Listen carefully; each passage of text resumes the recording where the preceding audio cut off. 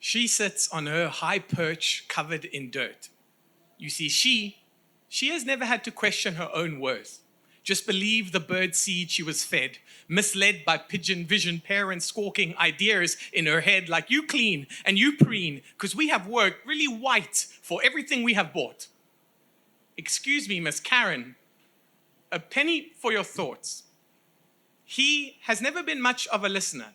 Ironic, considering that's what he gets paid to do, always been more of a talker, might have paid his dues, but never had to walk a mile in your shoes. He sits in his berth, worshipped by many, but an idol to very few. If only he knew that true answers cannot be found on air, but buried deep beneath the roots. So before we chat, let's uncover the truth. These rust walls don't need just cause. Dreams thrust all and degrees bust doors, but we still refuse to open our hearts as we chant fees must fall. A lot of white people are still struggling to rise to the occasion. Most of us still don't understand that the word privilege isn't even linked to our occupation, but it seems perfectly okay to jump on Twitter, hashtag Black Lives Matter, and pretend to engage. You know, we might just dismantle whiteness if we fight this desire to want to be right. If our actions start to offer less demand and more supply, less tell and more show, if we create authentic dialogues that unclog incognito ego, so we know for me, it's not about being revolutionary.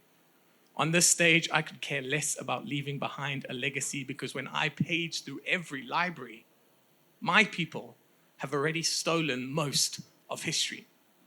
We defaced you, displaced you, crusaded wooden stakes through violence and oppression, and then turned around in church and taught ourselves silence in confession. But long before the system switched on, before Matthew, Mark, Luke, and John, before Exodus, your ancestors echoed, "Exit us." But the world will not write about this.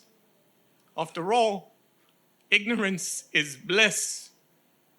And now, I live in a racist society, and that leaves me feeling guilty. So instead of doing the right thing, I search for solutions to help absolve my sin. I use instant gratification to appease my cultural appropriation. I steal spectrums of light in pursuit of this rainbow nation. In 1994, South Africa tore 3 or 4 laws, but born freeze.